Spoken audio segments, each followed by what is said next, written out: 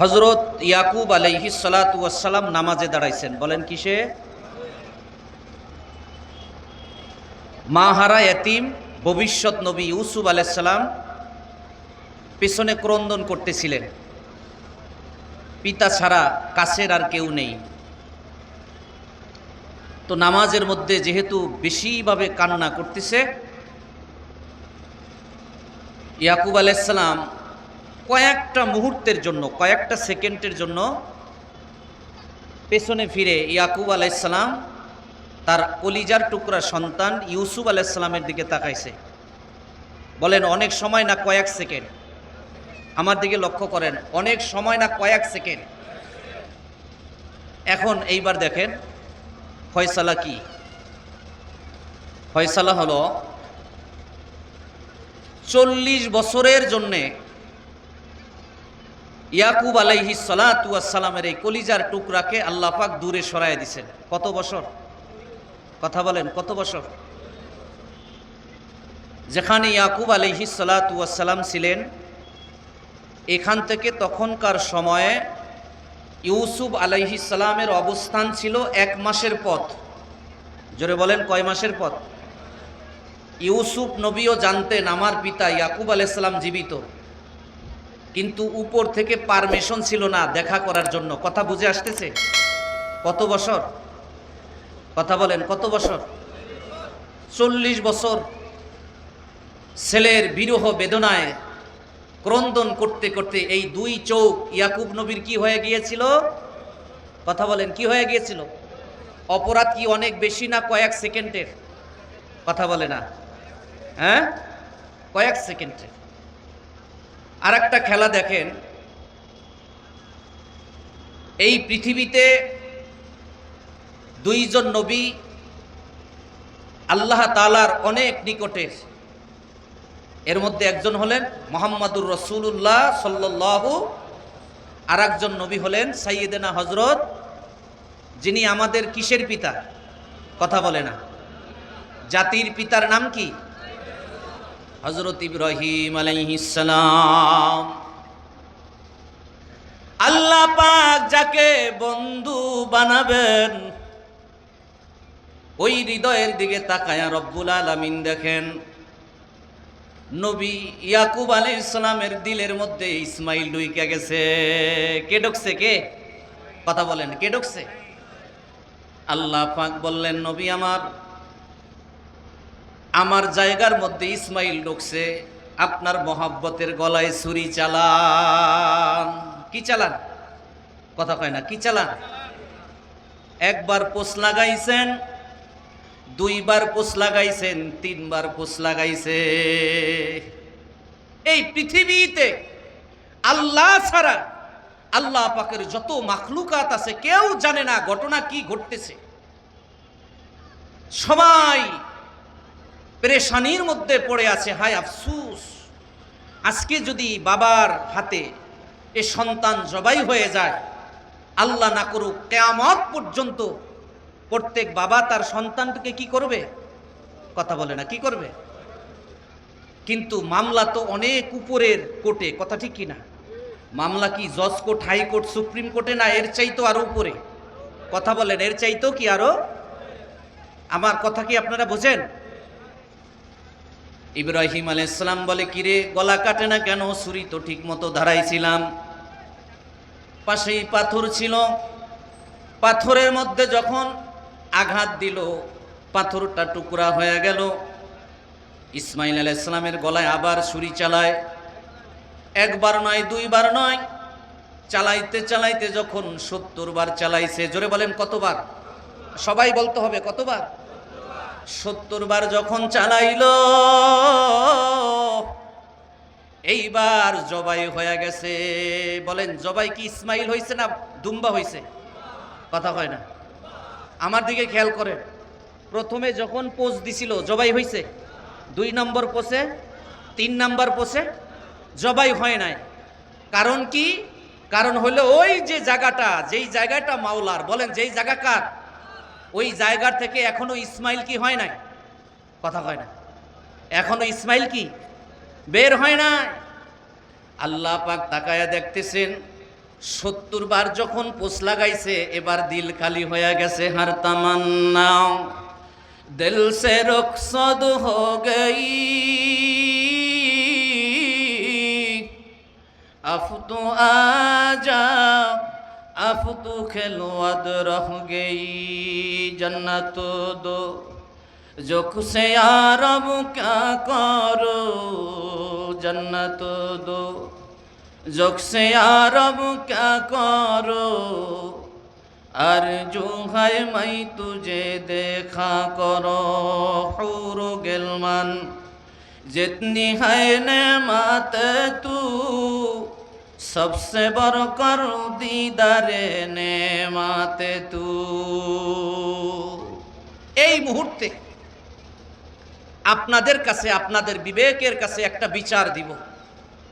ইয়াকুব আলাইহিস সালাম কয়েক সেকেন্ডের জন্য তার ছেলের দিকে নজর করার জন্য যদি 40 বছরের দূরত্ব হইতে পারে, 40 বছরের বিচ্ছেদ হতে পারে, ইসমাইল আলাইহিস সালাম ক্ষণিকের জন্যে ইব্রাহিম আলাইহিস সালামের মনের মধ্যে অবস্থান করার কারণে যদি এই দৃশ্য হতে পারে, সারা জীবনের কথা বাদ দিলাম, আজকের সকাল থেকে নিয়ে এই মুহূর্ত পর্যন্ত আপনার আমার এই হৃদয়ের মধ্যে যে মহান রব্বুল আলামিন আপনাকে আমাকে এত আদর যত্ন করে তৈরি করলেন, সৃষ্টি করলেন, সবাই একটু নিজেকে নিজে প্রশ্ন করেন যে এই রবকে আমার মনের মধ্যে আমি কত সেকেন্ডের জন্য জায়গা দিছি। কি ভাই আমার কথা বুঝে আসতেছে? অনেকে 5 ওয়াক্ত নামাজ ফজর থেকে নিয়ে এশা পর্যন্ত পড়ে এখানে বসছি, অনেক মুসল্লি আমরা এখানে আসি, অন্য 24 ঘন্টা তো দূরের কথা, এই 5 ওয়াক্ত নামাজের মধ্যে মহান রবকে একটা বারও দিলের মধ্যে জায়গা দিতে পারে নাই, এমন নামাজি এখানে আসি না নাই? কথা বলেন, আসি না নাই? ভাইরা 18 সালের দিকে একটু পশ্চিম দিকে গেছিলাম, কাবার কাছাকাছি। ময়মনসিংহ থেকে আল্লাহর এক বান্দা গেছিলেন, আমাদের বাংলাদেশি এক হাজি। ঠিক যখন দুপুর হয় তখন প্রচণ্ড গরম, হুজুর এই সময় বাইতুল্লাহ তাওয়াফ করত। জিজ্ঞেস করা হলো, হুজুর এই সময় তো সবাই অন্যান্য আমল করে, আপনি এই সময়টা কেন তাওয়াফ করেন? তখন হুজুর বলতেছে, এই সময় তাওয়াফ করলে আল্লাহ পাকের পক্ষ থেকে যে 100টি রহমত কাবা ঘরের উপরে নাজিল হয়, আমি আমার এই চোখ দিয়ে ওই রহমত বৃষ্টির ফোঁটার মতো দেখতে পাই। হজে তো সারা পৃথিবী থেকে ওই বছর বাংলাদেশ থেকে প্রায় লক্ষ লক্ষ মানুষ হজে গিয়েছিল, কিন্তু হুজুর যে রহমতের ফোঁটা ওখানে দেখতে পেয়েছিলেন, ওটা কি হুজুর ওখানে গিয়ে কামাই করছেন না বাংলার থেকে কামাই করে গেছে? কথা বলেন, আমার কথা কি বুঝেন না আপনারা? না বুঝলে আর একটা উপমা দেই। এক আল্লাহর ওলি পাহাড় নিয়ে গবেষণা করতেছেন, জোরে বলেন কি নিয়া? সবার জবান খোলেন, কি নিয়া? কিছু পাহাড় আছে, ওই পাহাড়ের মধ্যে কোনো ঝর্ণা নাই, লেক নাই, সবুজ শ্যামলে ঘেরা নয়। যেমন মাথায় আমাদের এখন চুল আছে, চুলগুলো ফেলে দিলে আমাদেরকে কি বলে? টাকওয়ালা, তাই না? আমাদের কি বলবে? টাকওয়ালা। এরকম টাকওয়ালা এক পাহাড়। তো আল্লাহর ওলি এবার চিন্তা করতেছে, এই জায়গার মধ্যে যদি একটা সবুজ ঘাস থাকতো, এই জায়গার মধ্যে যদি একটা ঝর্ণা থাকতো, এই জায়গার মধ্যে যদি আরও কিছু অন্যান্য রং বেরঙের ফুলের গাছ থাকতো, এই চিন্তা ভাবনা করতেছে। উপর থেকে সাথে সাথে এলহাম আসলো, এ আমার বান্দা, তুই তোর কাজ বাদ দিয়া, তোর ডিউটি বাদ দিয়া তুই আমার সৃষ্টির মধ্যে সবুজায়ন করতেছস। আমি একটা পাহাড়ের মধ্যে ঝর্ণা দিছি, লেক দিছি, সবুজ সব কিছু দিছি, এই পাহাড়টা আমি এভাবে সৃষ্টি করতেছি, তুই আমার পাহাড়ের মধ্যে আবার সবুজ গাছ লাগাস, দাঁড়া তোরে দেখাইতেছি মজা।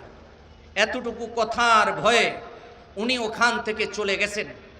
উনি ছিলেন ওই এলাকার মুস্তাজাবুদ দাওয়াত, ওনাকে ছাড়া ওই এলাকার মানুষ কোনো কাজকর্ম, কোনো অনুষ্ঠান করতো না। তো হুজুর নিজের উপরে নিজে একটা শাস্তি নির্ধারণ করলেন যে আমি আল্লাহর এই সৃষ্টির মধ্যে এইখানে যে আল্লাহ যেভাবে পাহাড় সৃষ্টি করেছেন এর ভিতরে আবার ঝর্ণা থাকবে, এখানে আবার গাছ থাকবে, এটা আমার ভুল হয়েছে কি হয় নাই? কথা বলেন, আল্লাহর দৃষ্টিতে ভুল হয়েছে কি হয় নাই? তো আল্লাহ পাক যেহেতু তাকে ডাক দিছেন, উনি এটাকে অপরাধ মনে করে উনি খানা খাবেন নাই, নিয়াত পাক্কা করছেন দিনের বেলা রোজা রাখবেন। বলেন সুবহানাল্লাহ। দিনের বেলা কি রাখবেন? কথা বলে না, কি রাখবেন? কিন্তু এলাকার মানুষ তো ওনাকে ছাড়া খাবে না। বিশাল বড় আয়োজন, বিশাল বড় আয়োজন। হুজুর খানা খাবে, তার সাথে এলাকাবাসী খানা খাবে। হুজুর খাবে না, এলাকাবাসী খানা খাবে না। ঘটনা যখন কঠিন থেকে কঠিন হলো, এখন ওই এলাকার লোকজন বলছে, হুজুর কেন খানা খাবেন না? আপনাকে এটা বলতেই হবে। বলছে না, এটা বলতে পারবো না, সমস্যা আছে। বলছে না হুজুর, বলতে হবে। আপনি যদি খানা না খান, আমরা কেউ খানা খাবো না, এই এলাকার মধ্যে বিশৃঙ্খলা তৈরি হবে। এখন এই পিছনের ঘটনা শোনাইলো যে পাহাড়ে আমার সাথে আল্লাহর সাথে এই মোয়ামেলা হয়েছে। এখন ওই উপস্থিত লোকজন বলতেছে এরকম ভাবে, হুজুর এই জন্য আল্লাহ পাক যদি আপনাকে কোনো শাস্তি প্রদান করে, আমরা সকলে মিলে সেই শাস্তি ভোগ করব। এই কথা বলতে দেরি আল্লাহর ওলি ওই জায়গার থেকে এমন সজোরে দৌড় দিয়েছেন, কারণ হলো একটু পরেই আসমান থেকে বিশাল অগ্নিকুণ্ডে এসে এনাদেরকে একদম জ্বালিয়ে পুড়ে ছারখার করে দিয়েছে। তাদের অপরাধ কি? তাদের অপরাধ হলো আল্লাহর আযাবকে তারা হালকা মনে করেছে। বলেন কি মনে করছে? এতক্ষণ যে 3টা পয়েন্ট 4টা পয়েন্ট বললাম, এই পয়েন্টে আপনি আমি যে একটা মানুষ, আমরা যে আল্লাহর একজন বান্দা, আমাদেরকে কোনো অপরাধী মনে হয় কি হয় না? জোরে বলেন, হয় কি হয় না? প্রিয় ভাইরা আমার, আশরাফ আলী থানভী রহমাতুল্লাহ আলাইহির একটা কথা আমি আপনাদের শুনাইতেছি। কি জিনিস হারায়া আজকের এখানে আমরা বসছি। আর হযরত থানভী রহমাতুল্লাহ আলাইহি কি বলতেছেন? চশমা বন্ধ লব্ব বন্ধ গোশে বন্ধ, চশমা বন্ধ লব্ব বন্ধ গোশে বন্ধ, গরনাবিনী নূরে হাগদার মান বাখানা। এ ওয়াজ শুননেওয়ালারা ভালো করে মনের কান দিয়া শোনো। হযরতে থানভী বলেন, শোনো, এই ওয়াজের আগে আসার পর, এই ওয়াজের আগে তুমি যদি 3টা কাজ করে আসতে পারতাম। 1 নম্বরে তোমার জবানের হেফাজত, তোমার চোখের হেফাজত, তোমার কানের হেফাজত। আমার সাথে উচ্চারণ করেন, কয়টা কথা? জবানের, কানের, চোখের। বলেন চোখের, জবানের। বলেন মুখস্থ করেন, জবানের, কানের, চোখের। বলেন জবানের, কানের, চোখের। 3টা কথা, খুব সহজ, কিন্তু বাস্তবায়ন করা বড় কঠিন। হযরত থানভী বলেন, এ ওয়াজ শুননেওয়ালারা, এই 3টা দায়িত্ব যদি পালন করতে পারতাম, আল্লাহর নবীর ঘোষণা অনুযায়ী এটা জান্নাতের বাগান, আর জান্নাতের ফল হলো, আপনারা একবার হলো বলছেন সুবহানাল্লাহ, এটা হলো জান্নাতের ফল খাওয়া। কিন্তু আফসোস, জান্নাতের বাগানে আসলাম, জান্নাতের ফলও খাইলাম, কিন্তু জান্নাতের মালিকের সাথে দেখা হয়েছে নি? কথা বলে, মালিকের সাথে দেখা হয়েছে? যদি মালিকের সাথে দেখা হইতো, গতকালকে একজন বড় মাফের মানুষ আমাদের ছেড়ে চলে গেছে। বাংলাদেশ মুজাহিদ কমিটির সেক্রেটারি জেনারেল গোলাম মাওলা, গতকাল সকাল 9টায় জানাজা হয়েছে। চরমনাইয়ের পীর সাহেব হুজুর যখন নামাজে দাঁড়াইতেন, তখন তাকে কাছে, আমি নিজে সাক্ষী, তাকে কাছে দাঁড়া করাইতেন। এত কাছের ছিল হুজুরের, কিন্তু আমাদের ছেড়ে চলে গেছেন। আমরা যাব কি যাব না? জোরে বলেন, যাব কি যাব না? কারা কারা যাবেন না তারা হাত তোলেন। একজনও নাই। যাবেন কারা কারা? হাত তোলেন, হাত নামান। তাহলে যাইতেই যদি হবে, এই পৃথিবীতে 2 নয়ন খুলে ছেলে মেয়ে, মা বাবা, আত্মীয় স্বজন, টাকা পয়সা, জমিদারি যা কিছু আছে, কিছু কি আমার সঙ্গে যাবে? কথা বলেন, যাবে?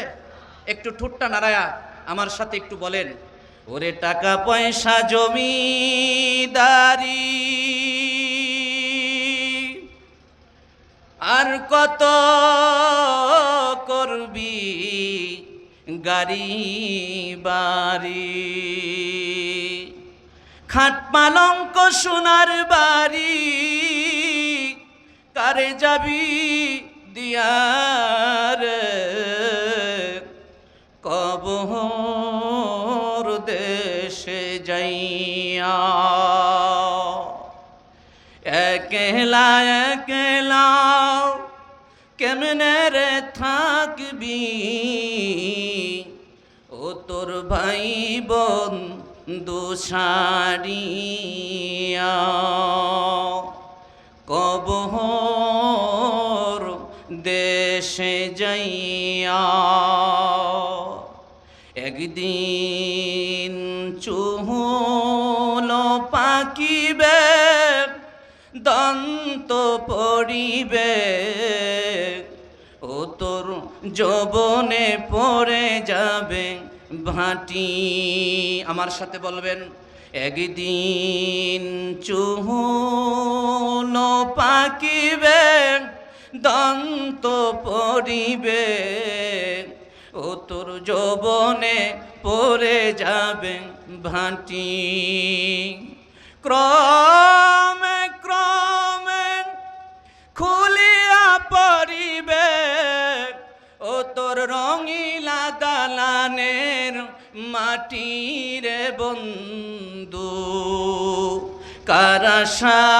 কারাশায় বানাইলা ঘর বাড়ি কারাশায় বানাইলা ঘর বাড়ি কথা ঠিক কিনা প্রশ্ন করব জবান খুলে উত্তর দিবেন এই এলাকার নামি দামি সন্তান মুরাজ্জম যেই রুমের ভিতরে থাকতো যে দেখেন তার রুমের ভিতরে রং নাই প্লাস্টার খুইলা খুইলা পড়তেছে কথা ঠিক কিনা এ দেশের ভিতরে আওয়ামী লীগের যারা বিভিন্ন বড় বড় কর্মকর্তা আছে যা দেখেন তাদের যেই দামি দামি খাট এই খাট পরিষ্কার করার মতো কোনো লাগ নাই বাবার জানাজা হয় আমরা একলা দোয়া করি ছেলে ইন্ডিয়া ঘুমায় কথা ঠিক কিনা এরকম মা মারা যায় আমরা জানাজা দিয়া এরকম ভাবে কবরস্থ করি যেই সন্তানকে মা 10 দিন পেটের এরকম ভাবে 10 মাস 10 দিন পেটে এরকম রাখলো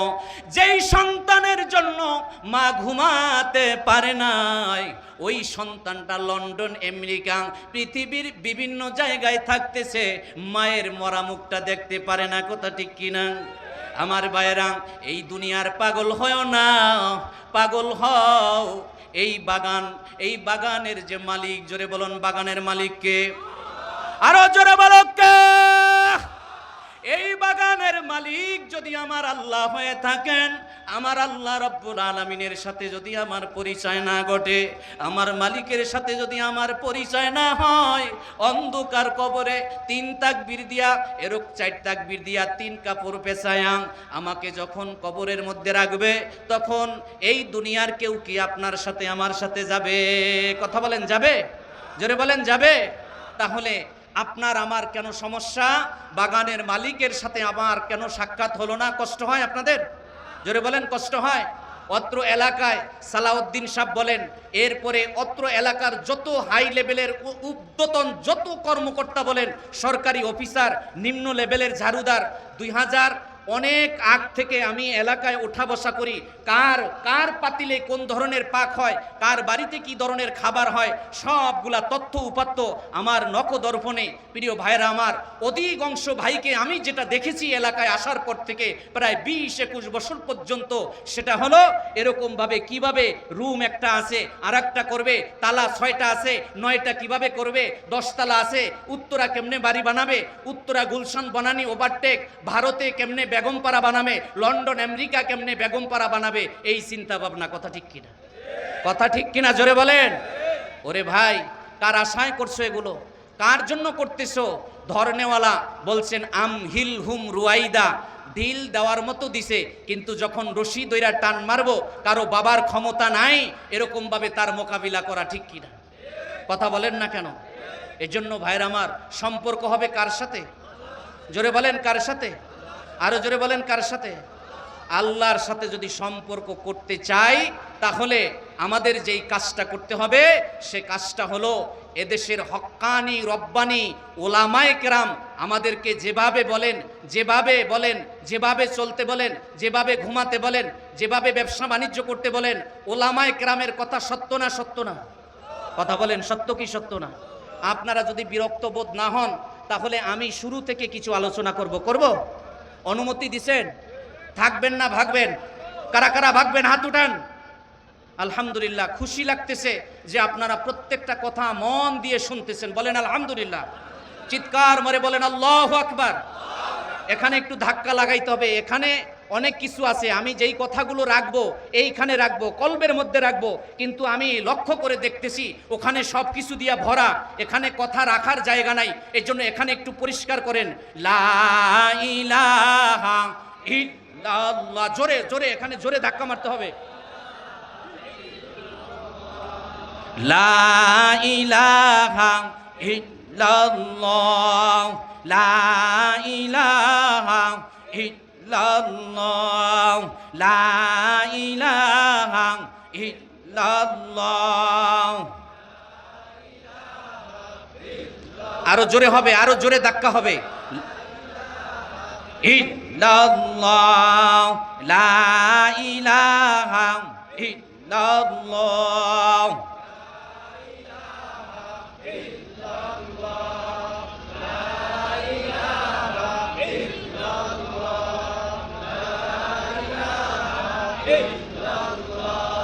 লা ইলাহা ইল্লাল্লাহু মুহাম্মাদুর রাসূলুল্লাহ। এ আল্লাহর বান্দা নবীর উম্মত, এই ভারত উপমহাদেশ থেকে যখন ইসলামকে চিরতরে বিদায় দেওয়ার জন্য দুনিয়ার সমস্ত শক্তি, পৃথিবীর সমস্ত শক্তি প্রয়োগ করল, হযরত কাসেম নানতুবি, মাওলানা শাহ রফিউদ্দিন রহমাতুল্লাহ আলাইহি এরকম রাতের শুরুতে চিন্তা করতেছে, এই ভারত উপমহাদেশের আকাশে, ইসলামের আকাশে যেরকম কালো মেঘ দেখা যাইতেছে, এ দেশ থেকে ইসলামকে তাড়াবার জন্য সকল আয়োজন শেষ। এজন্য একটা এমন প্রতিষ্ঠান করতে হবে যেখান থেকে দ্বীনের কিছু খাদেম তৈরি হয়। কিসের খাদেম? কথা বলে না, কিসের খাদেম? কয় ব্যক্তি বলেন, কয় ব্যক্তি? একজনের নাম কাসেম নানতুবি, আর একজনের নাম মাওলানা শাহ রফিউদ্দিন রহমাতুল্লাহ আলাইহি। উম্মতের পেরেশানি নিয়ে ঘুমাইতেছেন, রাতের বেলা মদিনাওয়ালা স্বপ্নে দেখাইতেছে লাঠি দিয়া দাগ টাইনা দিছে, লাঠি দিয়া, জোরে বলেন কি দিয়া? লাঠি দিয়া দাগ টাইনা দিছে, এই জায়গার মধ্যে মাদ্রাসা বানাও। জোরে বলেন সুবহানাল্লাহ। এই জায়গার মধ্যে কি বানাও? সকালবেলা দুই ভাই যেই দাগ নবীজি লাঠি দিয়া দিয়েছেন, যায় দেখেন সেখানে লাঠি দিয়া দাগ দেওয়া আছে। সুবহানাল্লাহ বলবেন না? সেখানে বানাইলেন মাদ্রাসার নাম কি? ওই মাদ্রাসার নাম কি? দারুল উলুম। কথা বলে না, দারুল উলুম দেওবন্দ। এই পৃথিবীর যত মাদ্রাসা দেখেন, বিশেষ করে আমাদের বাংলাদেশ, ভারত, পাকিস্তান, এই কওমি মাদ্রাসাগুলা ওই দারুল উলুম দেওবন্দের বাচ্চা। বলেন কিসের বাচ্চা? আপনাদের সামনে একটু পরেই, একটু পরেই যে আরিফ বিন হাবিব সাহেব দামাত বরকাতুল আলিয়া যে এরকমভাবে আলোচনা করবেন, উনি কোন মাদ্রাসার সন্তান? বলেন ওই দারুল উলুম মাদ্রাসার কি? কথা বলে না, দারুল উলুম মাদ্রাসার কি সন্তান? তাহলে যেই মাদ্রাসা নবী আলাইহিস সালাম দাগটাই না দিছেন, ওইখানে যেই মাদ্রাসা হইছে, ওই মাদ্রাসার শিকড় কি এক হাত নিচে? কথা বলে না, ওই মাদ্রাসার শিকড় কি এক হাত নিচে? ইন্ডিয়ার মতো মোদির বাপ 14 গোষ্ঠী, এরকম ওদের 14 গোষ্ঠী যত মারা গেছে, সব যদি চিন্তা ভাবনা করে দারুল উলুম দেওবন্দ বন্ধ করবে, সম্ভব? কথা বলেন না কেন? এই দারুল উলুমের শিকড় রব্বে হাকিমের পর্যন্ত। জোরে বলেন সুবহানাল্লাহ। রব্বে হাকিম যতদিন আছে, দারুল উলুমের একটা চুলও কেউ বাঁকা করতে, কথা বলেন না, বাঁকা করতে পারবে না। তো সেই দারুল উলুম দেওবন্দের যারা তৈরি হইয়া আমাদের এই সমাজে আছেন, তারা দুই ধরনের। জোরে বলেন কয় ধরনের? সবাই জবান খোলেন, কয় ধরনের? দুই ধরনের। এক ধরনের ওলামায়ে কেরাম হলো আমাদের দৃষ্টিতে আলেম। জোরে বলেন, এক ধরনের ওলামায়ে কেরাম কি আমাদের দৃষ্টিতে আলেম। আর এক ধরনের ওলামায়ে কেরাম হলো আল্লাহর দৃষ্টিতে আলেম। জোরে বলেন কার দৃষ্টিতে? জবান খোলেন, কার দৃষ্টিতে? আপনারা অনেক প্রশ্ন করছেন, এখানে বসার পরে একজন এই বিশাল বড় এক প্রশ্ন দিচ্ছে। প্রশ্নের সারমর্ম কি? ওই হুজুরে এইরকম বলে, এই হুজুরে এইরকম বলে, এই হুজুরে এইরকম বলে, আমরা পাবলিক যাইম কোন দিকে? কথা ঠিক কিনা? কথা বলেন, কথা ঠিক কিনা? এই জন্য সব প্রশ্নের জবাব দিতেছি। আলেম কয় ধরনের?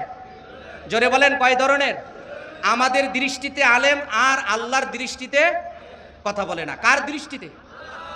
আল্লাহ পাকের দৃষ্টিতে যারা আলেম হবে, কিয়ামতের কঠিন মুসিবতের ময়দানে সমস্ত মানুষদের ভিতরে আল্লাহ পাক ডেকে বলবেন, আলেমের দল। আমি আগেই বলছি, যারা আল্লাহর দৃষ্টিতে আলেম, আল্লাহর দৃষ্টিতে যারা আলেম, তারা এরকম ভাবে আলাদা হয়ে যাবে। আলাদা একটা কাতার দিয়া দিবেন। আলাদা একটা কাতার দেওয়ার পরে আল্লাহ পাক রব্বুল আলামিন এই আলেমদেরকে বলবেন, আলেমেনগণ, তোমাদেরকে আমি দুনিয়ার জমিনে আলেম বানাইছি জাহান্নামের আগুনে জ্বালাবার জন্য নয়, তোমরা সোজা জান্নাতে চলে যাও। জোরে বলেন কোথায়? সোজা জান্নাতে চলে যাও। আলেমরা হাসরের ময়দান থেকে বের হয়ে যখন জান্নাতে রওনা করবেন, ওই জান্নাতের রাস্তার দুই ধারে কিছু গুনাহগার মুসলমান দাঁড়ায় থাকবে। গুনাহগার মুসলমানেরা এই জান্নাতি আলেমদের বলবেন, ও আলেমের দল, আপনারা আমাদেরকে রেখে জান্নাতে চইলা যাইতেছেন, অথচ আমরা অন্যায় অপরাধ করার কারণে, আমরা পাপ করার কারণে আমরা জাহান্নামের আসামি হয়ে গেছি। কিসের আসামি? কথা বলেন না, কিসের আসামি? তখন আলেমরা ওই জান্নাতে যাওয়ার চিন্তা বাদ দিয়া এই গুনাহগার মুসলমানদেরকে উদ্ধার করার জন্য লাইগা যাবেন। জোরে বলেন সুবহানাল্লাহ। কারা লাগবেন? কারা লাগবেন? নেতারা? কথা বলেন না। মন্ত্রীরা, এমপিরা, জজ, ব্যারিস্টার, উকিলরা, সচিবরা, উপদেষ্টারা? জোরে বলেন কারা? জোরে বলেন কারা? জোরে বলেন কারা? আল্লাহর নবী উদাহরণ দিয়ে বলেন, ওই গুনাহগার মুসলমানেরা এই দুনিয়ায় যে আলেমকে এক বদনা পানি আগারের ময়দানে বলবেন, এক গ্লাস মোহাব্বত করে যে পানি পান করাইছেন, এইটাও তারা বলবেন। এইগুলা উদাহরণ দিয়া দিয়া বলার পরে এই আলেমের দর আল্লাহ রব্বুল আলামিনের কাছে সুপারিশ করবেন, মালিক, এই গুনাহগার মুসলমানেরা দুনিয়ার মধ্যে আমাদেরকে এই উপকার করছে, অতএব মালিক, আজকের দিনে আপনি এদেরকে নাজাতের ফয়সালা করে দেন। জোরে বলেন সুবহানাল্লাহ। আল্লাহ পাকের দরবারে যখন উলামায়ে কেরাম সুপারিশ করবেন, এই সুপারিশের বিনিময়ে এই গুনাহগার মুসলমানেরা তাদের সাথে জান্নাতে যাওয়ার সুযোগ হয়ে যাবে। কথা বুঝে ধরতেছে? জোরে বলেন। হাজার প্রশ্নের জবাব হয়েছে। এজন্য কাদের সাথে থাকবেন? জোরে বলেন কাদের সাথে? জোরে বলেন কাদের সাথে?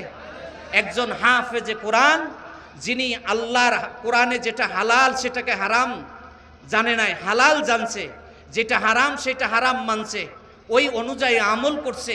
উনি যখন জান্নাতে রওনা করবেন, উনি দেখবেন ওনার কাছের এরকম লোকজনগুলা বিপদে পড়ে গেছে, আল্লাহর দরবারে সুপারিশ করবেন, রব্বুল আলামিন, এরা তো আমার পরিচিত লোক, যাদের উপরে জাহান্নাম ওয়াজিব, এদের 10 জনকে আল্লাহর দরবারে সুপারিশ করে জান্নাতে নিয়ে যাবেন কোরআনের হাফেজ। জোরে বলেন কে নিয়ে যাবেন?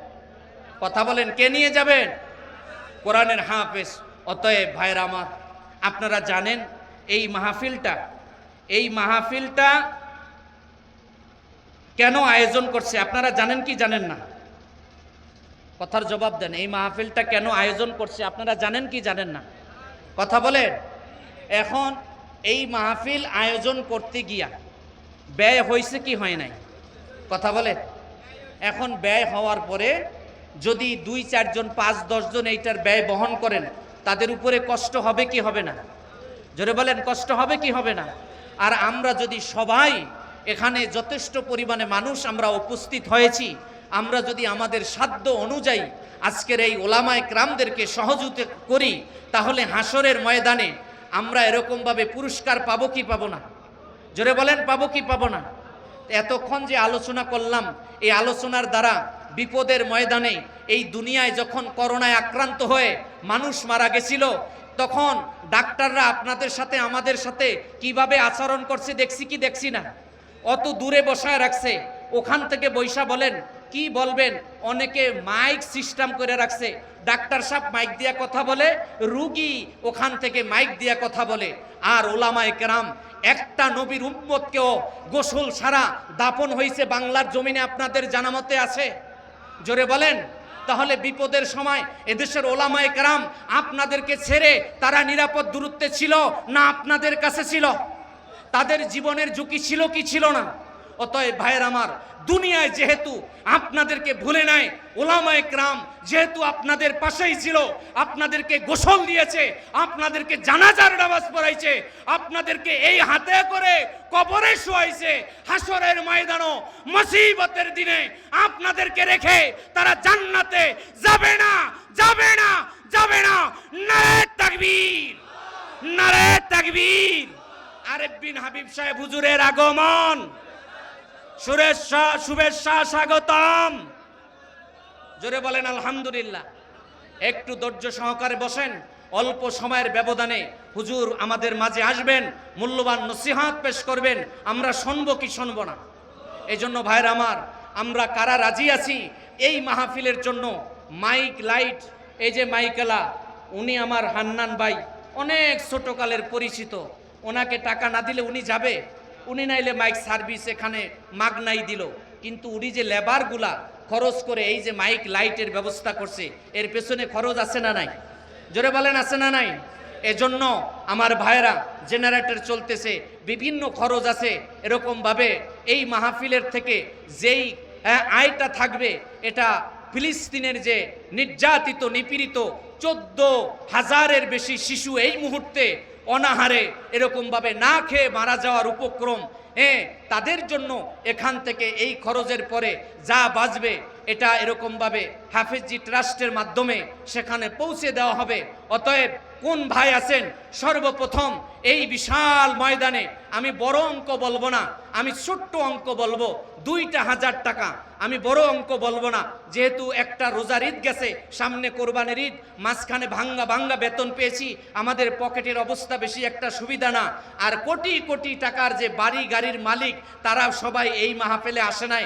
এই মাহফিলে আসছে শ্রমিক, এই মাহফিলে আসছে ভাড়াটিয়া, এই মাহফিলে আসছে মুদি ব্যবসায়ী, এই মাহফিলে আসছে চানাচুর বেচনেওয়ালারা। কথা ঠিক কিনা? জোরে বলেন কথা ঠিক কিনা? এজন্য এদের কাছ থেকে বড় অঙ্কের চাইতে পারি না। 2,000 চাইলাম কেন? আল্লাহর নবী বলেন, যার কামায়ের অর্থকে এক জোড়া জিনিস আল্লাহর রাস্তায় দান করবে, এরকম ভাবে আল্লাহর রাস্তায় ব্যয় করবে, জান্নাতের সকল দরজা দিয়া ওই মানুষটাকে এরকম ভাবে আহ্বান করবে, এই দরজা দিয়া ঢোকেন, এ দরজা দিয়া ঢোকেন, এ দরজা দিয়া ঢোকেন। আল্লাহর নবী বলেন, অথচ নামাজিকে নামাজের দরজা দিয়া, মুজাহিদকে শহীদকে শহীদের দরজা দিয়া, এরকম ভাবে রোজাদারকে রাইয়ান দরজা দিয়া। আর যে ব্যক্তি এক জোড়া জিনিস আল্লাহর রাস্তায় দান করবে, আল্লাহ পাক জান্নাতের সকল দরজা দিয়া তাকে আহ্বান করবেন, এ গেট দিয়া ঢোকেন, এ গেট দিয়া ঢোকেন। এজন্য কোন মুসলমান ভাই আছেন, কোন টাকাওয়ালা আছেন, যার টাকা এরকম ভাবে দিনের জায়গায়, সহি জায়গায়, ভালো জায়গায় খরচ হবে, একটা ভাই দাঁড়ান, আমি তার জন্য দোয়া করব। এরকম ভাবে ওলামায়ে কেরাম আসছেন, তারাও দোয়া করবেন। নবী আলাইহিস সালামের ওয়ারিস একটা ভাই দাঁড়ান যে হুজুর ইনশাল্লাহ এই বিশাল আয়োজনের খরচের জন্য আমি 2,000 টাকা দিব, আপনি দিবেন 2,000। আপনার দেখা দেখি অন্য যে সকল ভাইরা দান করবেন, পরবর্তী ওই সওয়াবও আপনি পাবেন, কারণ আপনাকে দেখে বাকিরা উদ্বুদ্ধ হয়েছে। এক ভাই দাঁড়ান, সাহস করে যে হুজুর ইনশাল্লাহ আমি 2,000 টাকা এই মাহফিলের ব্যয়ের জন্য, ফিলিস্তিনিদের পক্ষে, ফিলিস্তিনিদের শিশুদের জন্য আমি আমার 2,000 টাকা দিয়ে দিলাম। আছেননি কোনো যুবক ভাই, মা বাবার জন্য, আত্মীয় স্বজনের জন্য, দাদা দাদুর জন্য কোনো ভাই আছেন এরকম একজন ভালো মনের ওয়ালা? এরকম ভাই আছেন কেউ? দেখেন ভাই, সবাই আমরা টাকা দিতে পারবো না। যার টাকা উপরে ওই হাই লেভেলের কোর্টে যার টাকা কবুল হবে তিনিই আজকে এখানে দিতে পারবো, আর যার টাকা কবুল হবে না সে দিতেও পারবো না। হতে পারে আমি কোটিপতি, হতে পারে